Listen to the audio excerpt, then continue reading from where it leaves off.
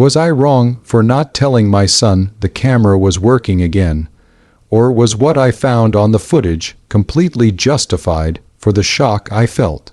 You tell me, because even now, months later, I still replay that moment in my head, the pit in my stomach returning as if I'm watching it all unfold for the first time.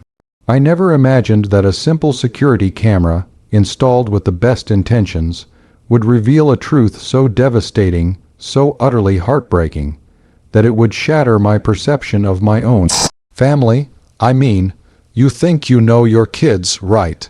You raise them, you love them, you sacrifice everything for them, and you believe, truly believe, that they'll treat each other with even a fraction of the love and respect you've poured into them. But sometimes you're just catastrophically wrong, and the world decides to show you that in the most brutal, undeniable way possible. This isn't just a story about a camera. It's a story about betrayal, about the quiet suffering of one of my children, and about the moment I realized that my family, as I knew it, was a complete facade. It all started, as many things do, with a seemingly innocuous problem. My youngest son, Liam, who was 10 at the time, had been having issues with things going missing from his room. Little things at first, a favorite toy soldier, a specific comic book, then it escalated to his pocket money, a new video game he'd been saving for. Liam is a sensitive kid, very gentle, and he was becoming increasingly distressed. He'd come to me, his eyes wide and tearful, asking if I'd seen his things. I'd search with him, of course, but they were always gone. My oldest son, Ethan, 15, was the immediate suspect in my mind, simply because he was the only other person with regular access to Liam's room. Ethan was, and still is, a complex character, smart, athletic, but with a streak of arrogance and a tendency to be a bit of a bully, especially towards Liam. I'd tried to address it countless times, but Ethan would always deny everything with such conviction, such a perfect picture of innocence, that I'd often find myself wavering. He was a master manipulator, even at 15. When I confronted him about Liam's missing items, he'd scoff, roll his eyes, and say something like, "Mom, seriously? Why would I want Liam's stupid comic books? I have my own stuff." And Liam, being the sweet, non-confrontational child he is, would often back down or just shrug, further confusing me. I hated the tension this was creating in the house. I hated feeling like a detective in my own home, constantly questioning my sons. I wanted peace, and more importantly, I wanted Liam to feel safe and secure in his own space. That's when my husband, Mark, suggested a security camera. He'd bought a few for our business and had an extra one lying around. "Just put it in Liam's room," he'd said. "If anything happens, we'll know, and if it's Ethan, we'll have proof." I was hesitant at first. It felt like an invasion of privacy, even for a child's room. But Liam was so upset, and I was so desperate to get to the bottom of it, that I agreed. We installed a small, discreet camera on a bookshelf, angled to capture most of the room. We told both boys about it. "This is to find out who's taking Liam's things," I explained to them at dinner. Ethan predictably was furious. "You don't trust me," he'd yelled, pushing his plate away. "This is ridiculous. I feel like I'm living in a prison." Liam, on the other hand, seemed relieved. He just wanted his things to stop disappearing. For a few weeks, nothing happened. Or, more accurately, nothing was caught on camera. We'd check the footage periodically, and it was always just Liam playing, or sleeping, or doing homework.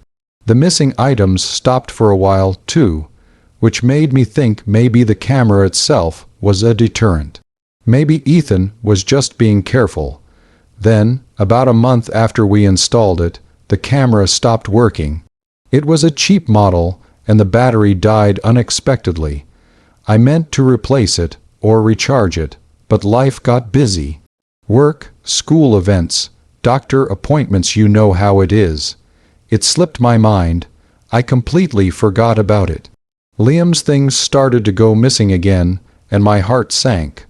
A brand new pack of Pokémon cards, a small Lego set he was halfway through building, even his favorite soft blanket one morning. He was heartbroken. I was furious. I went to confront Ethan, but he was back to his old tricks, denying everything with that infuriatingly convincing facade. I felt powerless. That's when I remembered the camera. It was still sitting on the bookshelf, an inert black eye. I grabbed it, plugged it in, and let it charge overnight. The next morning, it was fully functional again. I felt a surge of hope. This time, we would get answers. But in my rush, in my eagerness to catch the culprit, I completely forgot to tell the boys that it was back on. I just didn't think about it. I went to work, came home, made dinner, and then, after the boys were asleep, I settled down with Mark to review the footage. We started with the previous afternoon, the time Liam had noticed his blanket missing. The video feed was initially uneventful, Liam playing, then reading, then leaving for dinner. Then, around 8 p.m., after Liam was supposedly asleep, the door to his room creaked open. It was Ethan. My stomach tightened. He moved stealthily, creeping towards Liam's desk. He picked up the new Lego set, still in its box, and quietly slipped it into his hoodie pocket. Then, he moved to the small chest where Liam kept his Pokémon cards. He opened it, ruffled through them, and selected a few shiny ones, tucking them into his other pocket. My breath hitched. I looked at Mark, and his face was a mask of disbelief and anger. "He's actually doing it," Mark whispered, his voice hoarse. But it got worse. Oh, it got so much worse. Ethan wasn't just stealing Liam's things, he was destroying them. He went to Liam's bedside table, where a small, handmade clay figurine Liam had made for me at school sat proudly. Ethan picked it up, smirked, and then, with a casual flick of his wrist, tossed it onto the floor.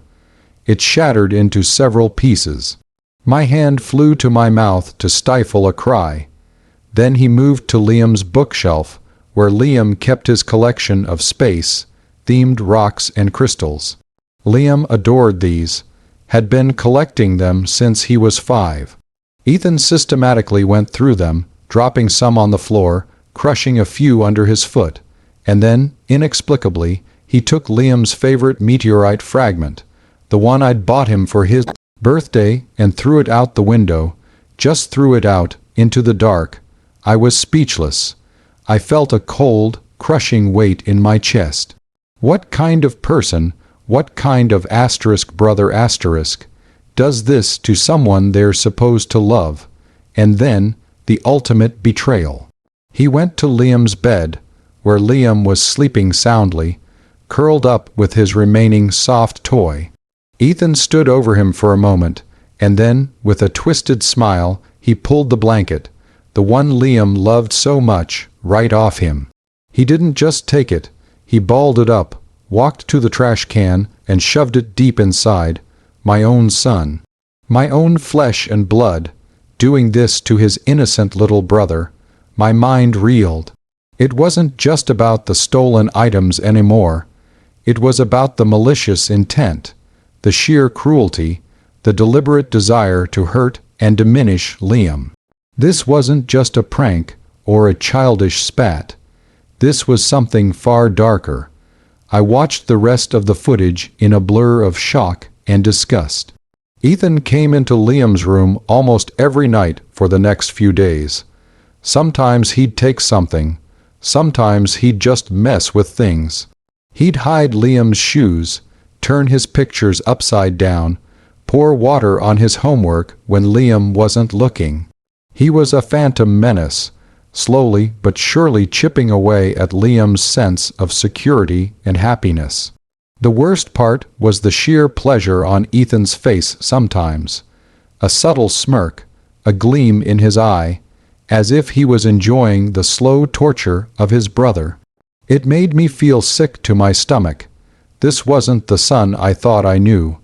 This was a stranger, a cruel and heartless bully masquerading as my child. So that's the situation I was in. I had to make a choice. Before I tell you what happened next, I want you to pause right now and comment below what you would have done in my shoes. Would you have confronted him immediately? Would you have shown him the footage? Would you have protected Liam at all costs, even if it meant tearing the family apart? What would you have done? I needed a plan. I needed to protect Liam, and I needed to make Ethan understand the gravity of his actions. Just confronting him wouldn't be enough. He'd deny it, manipulate, and turn it around on me. I knew his game. Mark and I stayed up all night, talking, arguing, and trying to figure out the best course of action. We watched the footage again and again, each viewing twisting the knife deeper into my heart. The next morning, I woke Liam up early. I sat him down and, as gently as I could, I showed him a short clip of Ethan taking his blanket and destroying his clay figurine. I watched his face crumple, his eyes welling up with tears. I knew it. He whispered, his voice barely audible. He always says he didn't, but I knew. My heart broke for him. I hugged him tight, telling him how sorry I was that he had to go through this, and how I was going to make sure it stopped. He just held onto me, sobbing quietly. That afternoon, I called a family meeting. Ethan walked in, looking bored and annoyed, probably thinking it was another lecture about chores. I had the TV connected to my laptop, with the footage queued up. "Ethan," I began, my voice trembling but firm, "we need to talk about what's been happening to Liam's things." He rolled his eyes. "Mom, seriously, we've been over this. I didn't do anything." "Oh, I think you did," I said, my voice rising slightly. "And I have proof." I pressed play. The first clip showed him taking the Lego set. Ethan's smirk faltered. His eyes widened slightly. He looked at Liam, who was sitting beside me, still and quiet, his face pale. Then he looked at Mark, whose face was a thundercloud, and then at me. That's not real," he stammered. You faked that, did I?" I asked, and then played the clip of him destroying Liam's clay figurine. The shattering sound echoed in the silent room. Ethan's face went white. The bravado completely drained out of him. He looked like a cornered animal. I played clip after clip. Him stealing the Pokemon cards, him throwing the meteor out the window, him trashing Liam's books, him standing over Liam's sleeping form, and then stuffing his blanket into the trash. With each clip, Ethan shrunk further and further into himself. By the time I stopped the video, he was openly sobbing, his face buried in his hands. I didn't mean to," he choked out. "I don't know why I did it." "You don't know why," Mark roared, finally breaking his silence. "You systematically terrorized your brother. You destroyed his possessions, you stole from him, for months, and you don't know why." Ethan just shook his head, still crying. Liam, surprisingly, didn't seem angry. He just looked heartbroken. "Why, Ethan?" Liam asked, his voice small. "Why did you do all that to me? I thought you were my brother." That question seemed to hit Ethan harder than anything Mark or I had said. He looked up, his face tear-streaked, and for the first time I saw genuine remorse in his eyes, not just fear of getting caught. I don't know, Liam," he mumbled. I was just mad, I guess. Mad that you always got what you wanted. Mad that Mom and Dad always paid attention to you. I was jealous." It wasn't an excuse, but it was an explanation, however pathetic. It still didn't justify the cruelty. The confrontation was messy, painful, and utterly necessary. We grounded Ethan indefinitely. We made him apologize profusely to Liam, not just for the thefts, but for the emotional distress he'd caused. We made him work to earn money to replace Liam's things, and we also made him clean out his own room and donate some of his own prized possessions to charity, to teach him about the value of things and the pain of loss. We also started family counseling. It was a long, arduous process. Ethan had to confront his jealousy, his anger, and his tendency to bully. He had to learn empathy, something he seemed to lack entirely when it came to his brother. Liam, on the other hand, had to learn to trust again and to stand up for himself. It wasn't a quick fix, and the scars of that betrayal will probably never fully heal. Our family dynamic was irrevocably changed. I still carry the guilt of not seeing it sooner, of not protecting Liam more effectively. But the camera, the one I forgot to tell them was working, revealed the truth that needed to be seen. It was a painful awakening, but a necessary one. It forced us to confront the darkness that was festering beneath the surface of our seemingly normal family life.